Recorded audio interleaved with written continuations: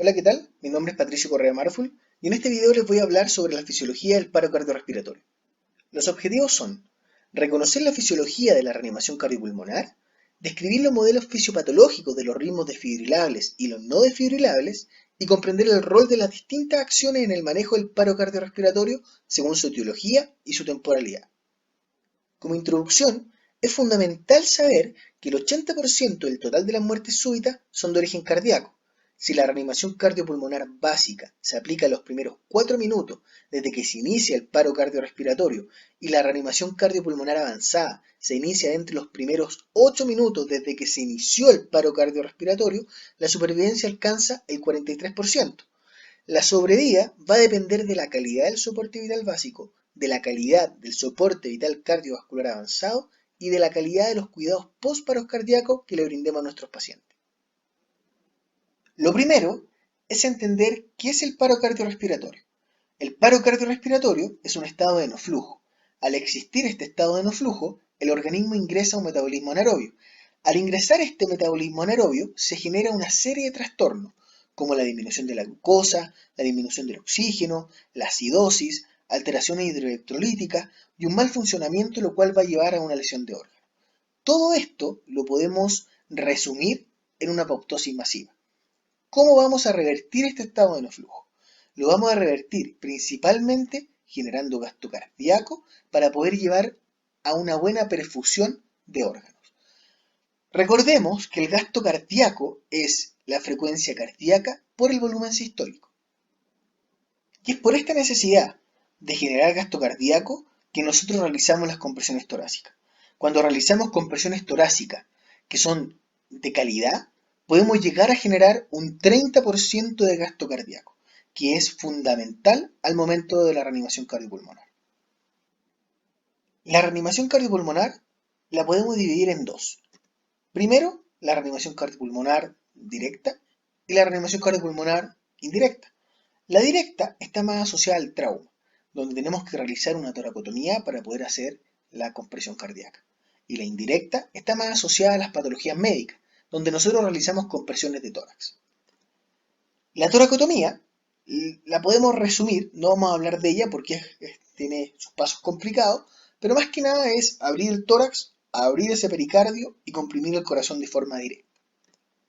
Cuando realizamos las compresiones de tórax, que son la forma indirecta, donde está más relacionado con las patologías médicas, tenemos que ver la técnica y el mecanismo de esta.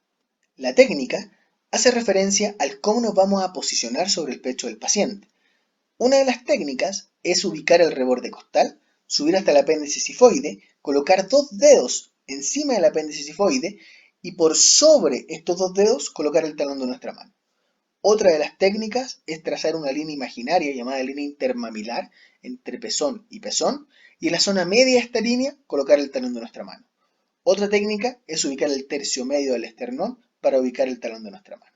Es fundamental posicionarse 90 grados sobre el pecho del paciente para hacer una buena distribución de la fuerza al momento de la compresión. Solamente movimientos de cadera y no movimientos de codos.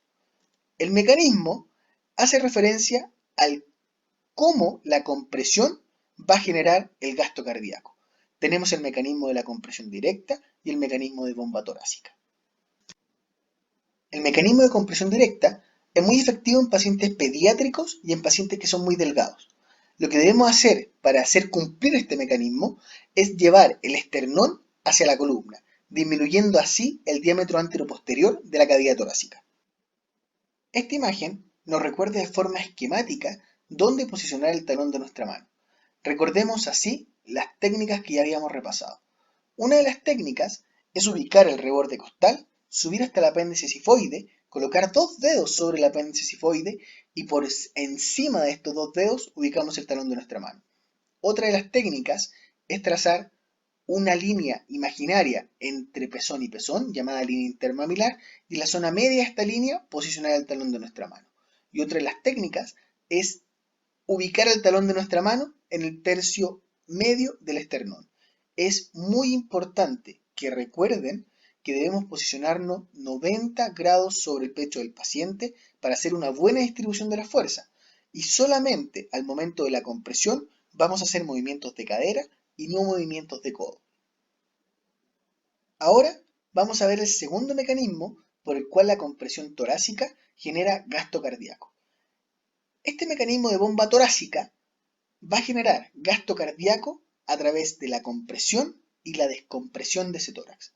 Es muy importante tener en cuenta la ley de Frank-Starling, la cual nos dice que todo lo que entra tiene que salir de este corazón. O sea, la precarga y la poscarga deben ser iguales. ¿Qué pasa con esto? Al momento de realizar una compresión de tórax, se va a generar una presión positiva a nivel intratorácico. Al generar una presión positiva intratorácica, vamos a hacer de que la sangre que está dentro de esta cavidad cardíaca salga eyectada, ya sea a la circulación pulmonar como a la circulación sistémica. Una vez que yo termino la compresión, debo realizar una descompresión total de ese tórax. Al momento de hacer esta descompresión total de este tórax, se genera una presión negativa intratorácica. Al generar esta presión negativa intratorácica, hay un buen retorno venoso, lo que genera una buena precarga para poder generar una buena poscarga al momento de la compresión torácica. Y esto, precarga y poscarga, me van a generar el volumen sistólico. Este volumen sistólico por la frecuencia cardíaca me generan el gasto cardíaco. Es por eso que es tan importante la compresión como la descompresión de ese tórax. Recordemos, al momento de comprimir voy a hacer una presión positiva, lo cual va a eyectar la sangre de este corazón a la circulación pulmonar y a la circulación sistémica. Y al momento de descomprimir voy a generar una presión negativa dentro de este tórax, de esta presión negativa intratorácica, para poder llenar nuevamente estas cavidades gracias al retorno venoso, generando precarga para poder generar una buena poscarga al momento de una nueva compresión. Pero nada de lo que hablamos anteriormente va a ser efectivo si es que no realizamos una buena reanimación cardiopulmonar de alta calidad. La reanimación cardiopulmonar de alta calidad debe cumplir 5 criterios. 1. Frecuencia de 100 a 120 compresiones por minuto. 2. Compresiones torácicas de al menos 5 centímetros, las cuales sean efectivas para poder generar una buena presión positiva intratorácica y así tener unas buenas poscargas. 3. Descompresiones completas de ese tórax, para poder generar presiones negativas intratorácicas y así tener un buen retorno venoso y unas buenas precargas. 4. No hiperventilar al paciente. Si hiperventilamos al paciente, podemos distender la cámara gástrica y así llevar al paciente al vómito teniendo una broncoaspiración. Y 5. No detenerse. No debemos interrumpir las compresiones cardíacas. Interrumpir lo menos posible la compresión cardíaca. Esto es súper importante. Reanimación cardiopulmonar de alta calidad, frecuencia de 100 a 120 compresiones por minuto, compresión de al menos 5 centímetros, una descompresión total de ese tórax, no hiperventilar al paciente y no detenerse. En este gráfico de perfusión coronaria versus tiempo, nos explica el por qué debemos minimizar al máximo las interrupciones cardíacas. Aquí podemos ver cómo hay una compresión continua, la cual nos da una máxima perfusión posible a nivel coronario, y al momento de detener la compresión cardíaca, la perfusión cae de forma brusca a un nivel muy bajo. Entonces, para poder llevar nuevamente esta curva a máxima perfusión posible, debemos reiniciar las compresiones, pero poco a poco va a ir subiendo esta curva sin estar siendo efectiva. Entonces, lo que nosotros tenemos que evitar son las interrupciones para que esta curva se mantenga en máxima perfusión posible. Luego de haber visto el gráfico perfusión coronaria versus tiempo, nos tiene que quedar claro el por qué es tan importante evitar las interrupciones de las compresiones cardíacas durante una reanimación cardiopulmonar. Pero luego de esto, tenemos que hacer una pregunta muy importante también, que es ¿manejamos la vía aérea durante la reanimación cardiopulmonar? ¿Es importante realizar una intervención invasiva a la vía aérea durante la reanimación cardiopulmonar? La respuesta está en este estudio. Este estudio es un estudio retrospectivo que se realizó el año 2019, donde nos dice que se realizó una cohorte en diversos hospitales donde hicieron esta relación entre el manejo de la vía aérea durante una parada cardiorrespiratoria y la supervivencia que podía tener nuestro paciente. Este estudio, que se realizó en más de 150.000 pacientes que sufrieron una parada cardiorrespiratoria dentro del hospital, donde participaron más de 650 hospitales, se dieron cuenta y llegaron a la conclusión de que manejar la vía aérea de forma invasiva, colocando un tubo orotraqueal durante la reanimación cardiopulmonar, no mejoraba las probabilidades de sobrevida del paciente, a menos de que la causa de la parada cardiorrespiratoria fuera la hipoxia. Es muy importante decir de que si podemos ventilar al paciente con una bolsa de resucitación, el AMBU, no es necesario manejar la vía aérea a menos de que la patología que está causando la parada cardiorrespiratoria sea a causa de una hipoxia. Dentro de la parada cardíaca hay ritmos que van a definir nuestra conducta. Tenemos los ritmos desfibrilables y los ritmos no desfibrilables. Los desfibrilables son la fibrilación ventricular y la taquicardia ventricular sin pulso. Y dentro de los no desfibrilables tenemos la sistolía y la actividad eléctrica sin pulso. Vamos a partir hablando de los ritmos desfibrilables. ¿Cuáles son las fases del paro cardíaco en los ritmos desfibrilables? Tenemos la fase eléctrica, la fase circulatoria y la fase metabólica. Vamos a comenzar hablando de la fase eléctrica.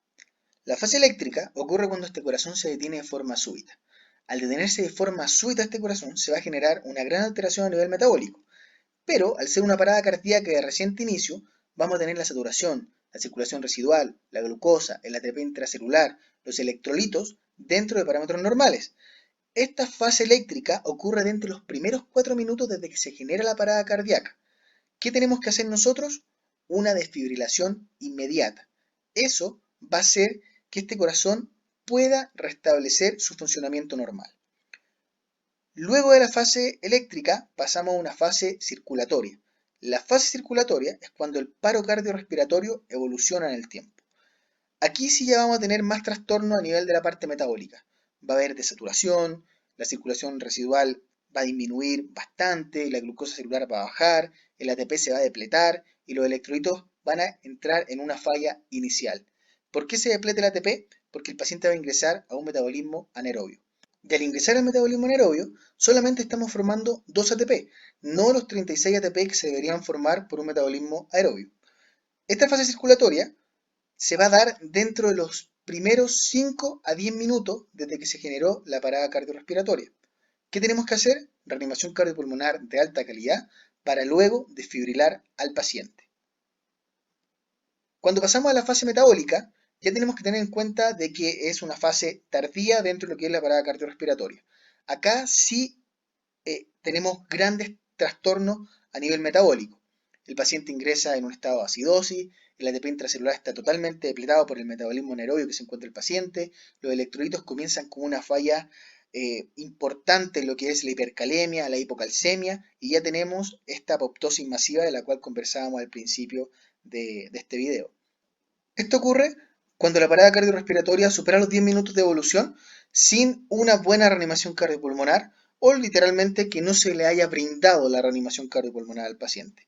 Es una fase de muy mal pronóstico, generalmente los pacientes fallecen y si los pacientes sobreviven a esta fase, las alteraciones que ocurren después a nivel sistémico son muy agresivas, son muy graves para nuestro paciente.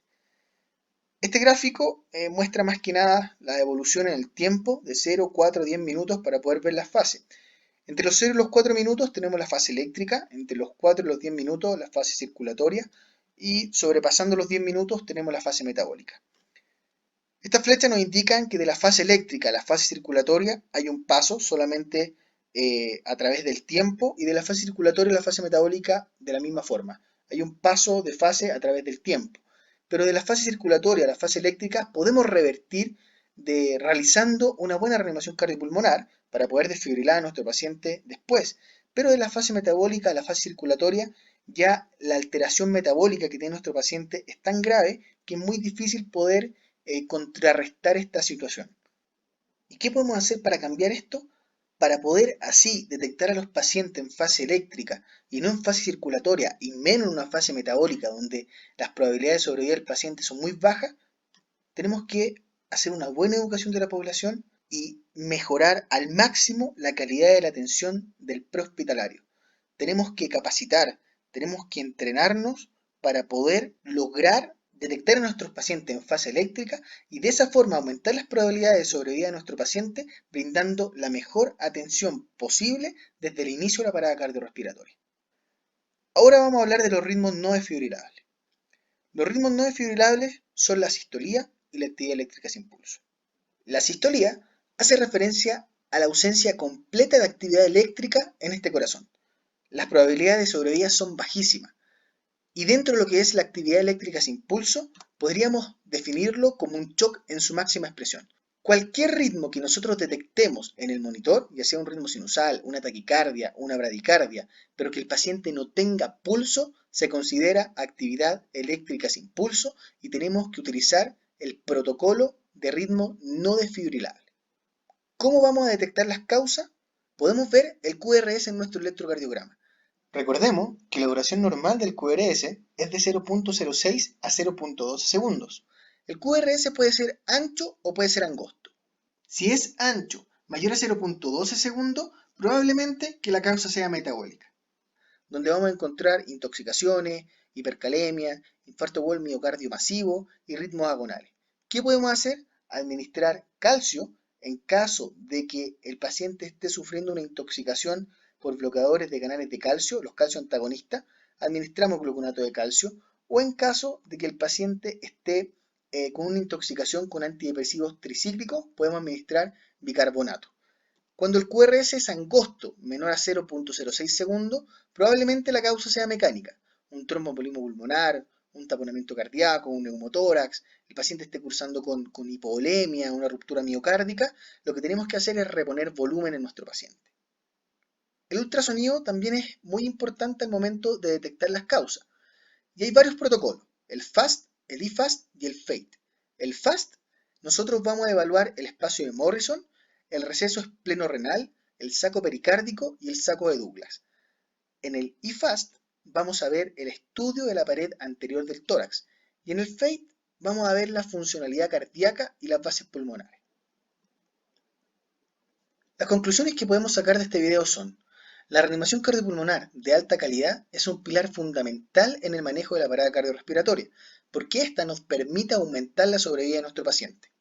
Debemos evitar al máximo todos los elementos que generan pausa en la reanimación cardiopulmonar y también conocer la fisiología, la fisiopatología del paro cardiorrespiratorio y de esa forma diferenciar los distintos tiempos y ritmos, porque esto nos van a permitir guiar la terapia adecuada que vamos a establecer con nuestro paciente.